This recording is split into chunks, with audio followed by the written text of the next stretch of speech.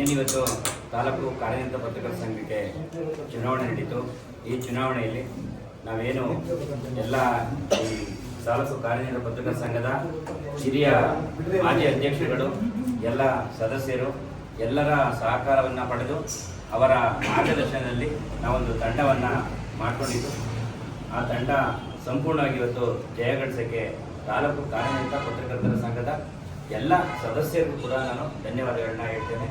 ಅದಕ್ಕಿಂತ ಹೆಚ್ಚಾಗಿ ನಮ್ಮ ಹೇಳಬೇಕಂದ್ರೆ ರಾಜ್ಯಾಧ್ಯಕ್ಷರಾದ ಶಿವರಾಜ್ ತಕೂರವರು ಹಾಗೂ ರಾಜ್ಯ ಉಪಾಧ್ಯಕ್ಷರಾದ ಎಸ್.ಬಿ. ಮದನ್ ಗೌಡರು ಮತ್ತು ಜಿಲ್ಲಾಧ್ಯಕ್ಷರಾದ ಕೆಂಚೇಗೌಡರು ಮತ್ತು ನಮ್ಮ ತಾಲೂಕು ಉಸ್ತುವಾರಿಗಳಾದ ಕೆ.ಪಿ.ಎಸ್. ಪ್ರಮೋದ್ ಅವರು ಅವರೆಲ್ಲರ ಸಲಹೆಯನ್ನು ತಗೊಂಡು ಈ ಚುನಾವಣೆಯನ್ನು ನಾವು ಅತ್ಯಂತ ಸಂಭ್ರಮದಿಂದ ನಾವು ಮಾಡಿದ್ದೀವಿ ಅಂತ ಅನ್ಕೊತೀನಿ.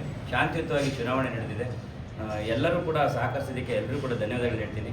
ಚುನಾವಣೆಯನ್ನು ತುಂಬ ಅಚ್ಚುಕಟ್ಟಾಗಿ ನಡೆಸಿಕೊಟ್ಟಂಥ ನಮ್ಮ ಚುನಾವಣಾ ಅಧಿಕಾರಿಗಳಾದಂಥ ಕೆ.ಜಿ. ಸುರೇಶ್ ಅಣ್ಣನವರು ಮತ್ತು ಶರಣ್ ಅವರು ಕೂಡ ನಾನು ತುಂಬ ಧನ್ಯವಾದಗಳನ್ನ ಹೇಳ್ತೇನೆ.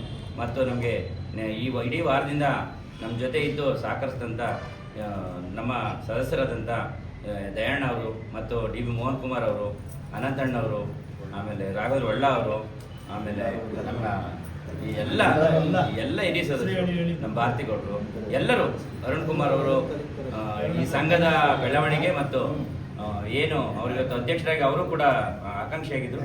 ಅವರು ಕೂಡ ಸಂಘದ ಬೆಳವಣಿಗೆಗಾಗಿ ಅವರ ನಾಮಪತ್ರವನ್ನು ವಾಪಸ್ ತಗೊಳ್ಳೋ ಮೂಲಕ ಅವಿರೋಧ ಆಯ್ಕೆ ಮಾಡಿಕೊಳ್ಳಲಿಕ್ಕೆ ಅವರ ಹೆಚ್ಚಿನ ಸಹಕಾರ ಇದೆ.